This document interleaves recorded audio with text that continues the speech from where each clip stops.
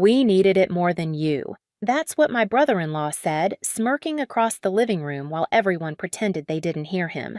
My hands were still cold from the lake water when I checked my account expecting to clear a few payments. Instead, I watched every dollar I had saved over 5 years vanish in one blinking refresh. Zero. All of it. Gone. I looked up at him. His glass raised his laugh sharp enough to cut. They thought I would crumble right there at the lake house. But the truth was simple. This wasn't the moment I broke. It was the moment I woke up. My name is Florence, and for most of my life, I believed family was something solid, something you could lean on without wondering if it would collapse beneath you. I grew up in Portland in a small house that always smelled like sawdust and Sunday coffee. My parents ran a tiny hardware store on the edge of the city, the kind of place where regulars stopped by just to talk. They raised me to work hard, keep my word, and never take more than what I earned. Allison, my younger sister, was different. She floated through life like it owed her something. While I spent summers stocking shelves at the store, she spent hers chasing parties and boys and late-night thrills.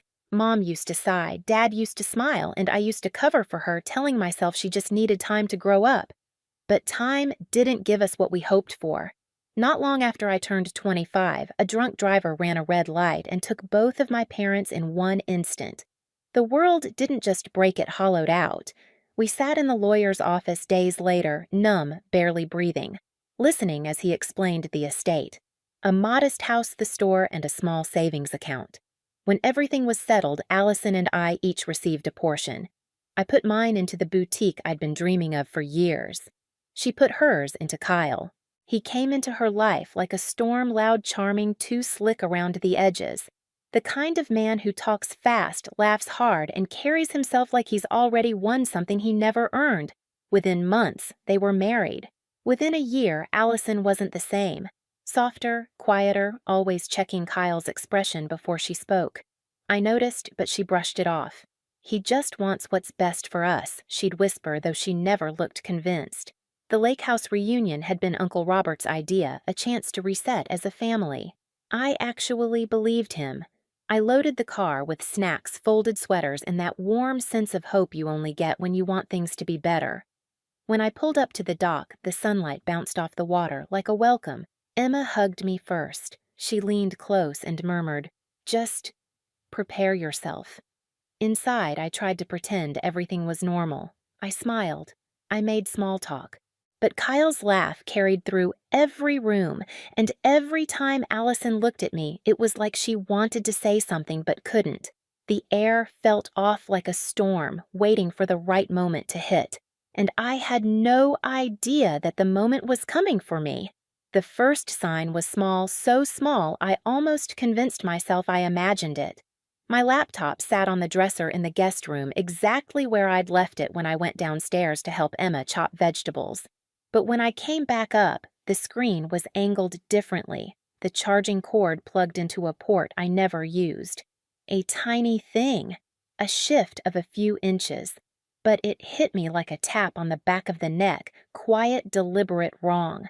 I brushed my fingers over the keyboard, the plastic still warm. Someone had touched it. Someone had opened it. I checked the browser history. Clean. Not empty clean. Wiped. I felt a prickle move up my spine.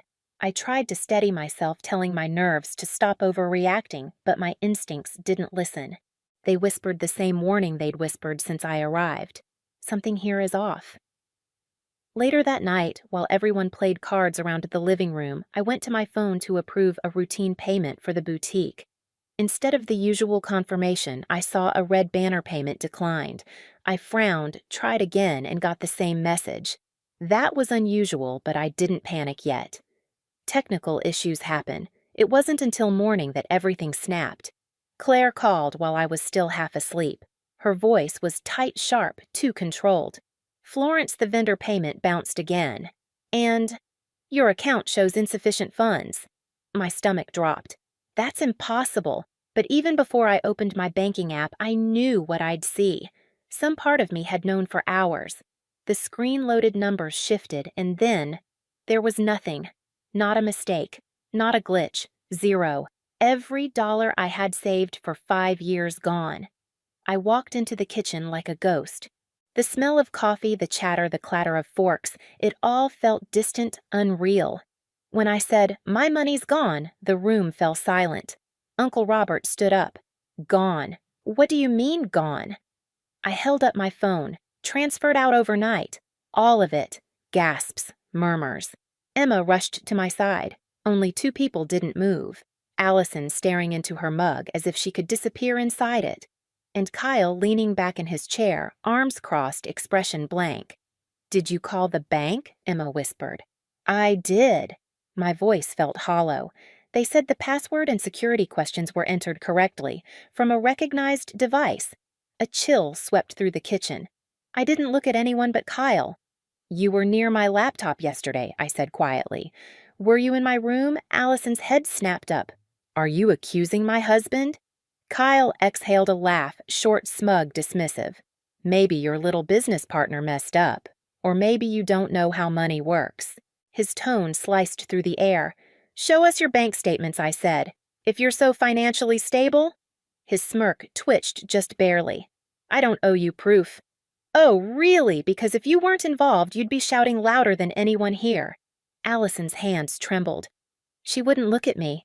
Kyle finally leaned forward, voice cold enough to frost glass. "We needed it more than you." The room erupted shouts, disbelief, but I didn't hear any of it. I just felt something inside me harden, settle, sharpen. This was no misunderstanding. This was betrayal, planned, personal, and precise.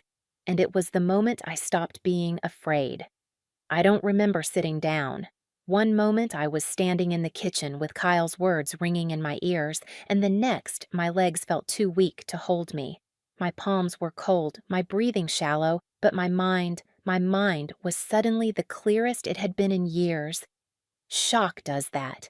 It shatters the noise until only the truth remains. Allison whispered something, her voice shaking, but I couldn't hear her.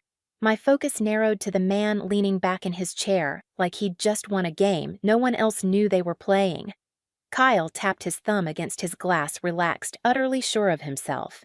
That confidence, so smug, so unearned, did more than devastate me. It woke something.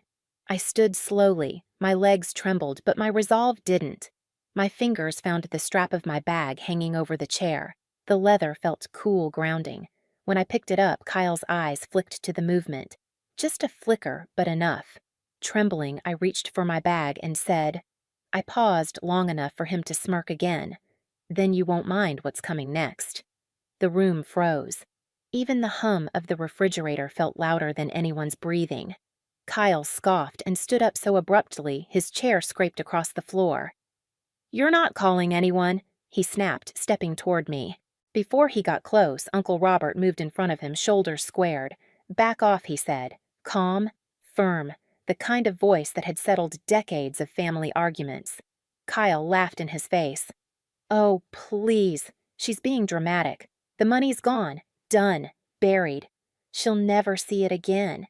The look he gave me wasn't the look of a man bluffing. It was the look of a man used to getting away with things, the kind of man who counted on people staying quiet.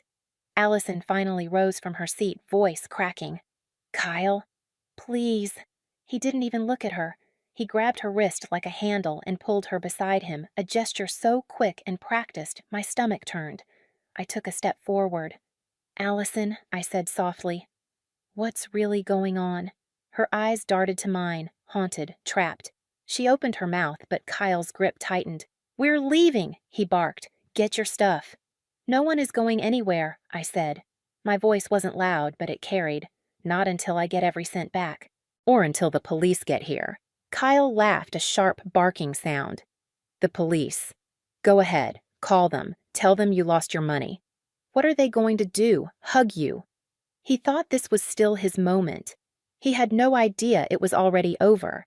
Because while he had been gloating, I had been remembering something he didn't know. 6 months earlier, after a hacking attempt on my boutique's network, I'd installed a quiet little security tool on my laptop. A tool that photographed anyone trying to access my files. Logged keystrokes, stored device IDs, kept everything time-stamped, and if someone had used my laptop in the middle of the night, the evidence was already safe, already recorded. I pulled my phone from my bag. Kyle lunged, but Uncle Robert blocked him again. "You won't mind what's coming next," I repeated softly. Then I made the call. The call barely rang once before the dispatcher picked up. I gave my name, the address of the lake house, and the words "ongoing financial fraud" with a steadiness I didn't know I still had. Kyle barked out a laugh, waving his arms like I had just performed a comedy routine. "You're unbelievable," he said. "Calling the police because you lost your little savings. Go ahead, do it. Maybe they'll send someone next week." But even as he mocked me, something shifted in the air. A current, a tension, a warning. Maybe he felt it too because his smirk faltered not enough for anyone else to notice, but enough for me. I ended the call and slipped the phone back into my bag. "We'll wait," I said simply. Kyle swung toward Allison. "Pack your things. Now." She didn't move. Her fingers curled into the fabric of her sweater knuckles, whitening. "Allison," I said gently, "just tell the truth." Her gaze flicked between us, between my steady calm and Kyle's frantic irritation. She opened her mouth, but he grabbed her arm again. "Don't say a word." Emma stepped forward. "Let her talk." Kyle shot her a look that could curdle milk. "Stay out of this." But for the first time since I'd arrived at the lake house, it wasn't me who reacted. It was Allison. She wrenched her arm out of his grip, voice breaking. "I'm tired, Kyle. I'm tired of lying for you." The room froze. Aunt Patricia gasped quietly. Uncle Robert's jaw tightened. Kyle stared at her stunned. Then, anger rose in him like a tide. "You stupid," he never finished the sentence, because that was when the sound came, a loud, violent bang so powerful it shook the walls, rattled the windows, and sent a few picture frames crashing to the floor. Everyone flinched. Even Kyle. Emma whispered, "What was that?" But I knew. Deep down, I knew. Seconds later, the front door flew open with a force that whipped cold morning air through the hallway. Heavy steps pounded across the wooden floor. Voices followed. Portland police. Nobody moved. Kyle's bravado evaporated. His face drained of color as 3 uniformed officers entered the living room, followed by a woman in plain clothes, Detective Harmon. She held a folder in her hand. "Florence," I stepped forward. "That's me." She nodded, once eyes sharp and efficient. "Your bank's cybersecurity team flagged suspicious transfers tied to your accounts. We received the alert and traced multiple login attempts from this location." Kyle found his voice stuttering. This is a misunderstanding." Someone hacked us." Detective Harmon raised an eyebrow. "Interesting." "Because the login attempts came from a recognized device." Uncle Robert's eyes drifted toward my guest room. Mine stayed locked on Kyle. He swallowed hard. "Lots of people could have borrowed her laptop." "Good," I said quietly. "Then you won't mind what's in here." I handed Detective Harmon my phone. She opened the folder I'd prepared, scrolling through photos and timestamps. Photos the security software had taken. Photo after photo of Kyle sitting at my laptop typing with intense focus, the glow of the screen reflecting off his face. Every angle, every attempt, every keystroke logged. Detective Harmon's expression didn't change, but her voice did firmer, colder. "Mr. Henderson, turn around. Hands behind your back." Kyle stumbled backward. No, wait, this is crazy." 2 officers grabbed him before he could bolt. He thrashed, shouting, "Allison! Tell them I didn't! Allison!" But Allison wasn't moving toward him. She was standing beside me, crying, but steady, stronger than I'd seen her in years. "You did it," she whispered. "You know you did." Kyle stared at her like she'd stabbed him. "You worthless Detective Harmon, cut him off. Enough." They cuffed him. His wedding band clinked against the metal as his hands shook. "You think you're free without me?" he spat at Allison. "You're nothing without me." Allison stepped closer, not to comfort him, but to deliver the quietest, sharpest blow. "I was nothing with you." His face twisted. His bravado crumbled. And for the first time since I'd met him, Kyle looked afraid. As they dragged him toward the door, he shouted my name like it was an accusation. "Florence. This isn't over." But it already was. When the officers pulled him outside, The house fell silent. Completely silent. Aunt Patricia wiped her tears. Uncle Robert let out a shaky breath. Emma touched my shoulder. Then Allison collapsed into my arms. Not weak released, like a weight she'd carried for years had finally slipped off her back. "I'm sorry," she cried. "I should have told you. I should have left him. I just didn't know how." I held her tighter. "It's over now," I said. "You're safe." Detective Harmon returned. "With all this evidence, you'll likely recover most of the funds, and he won't be able to use threats or coercion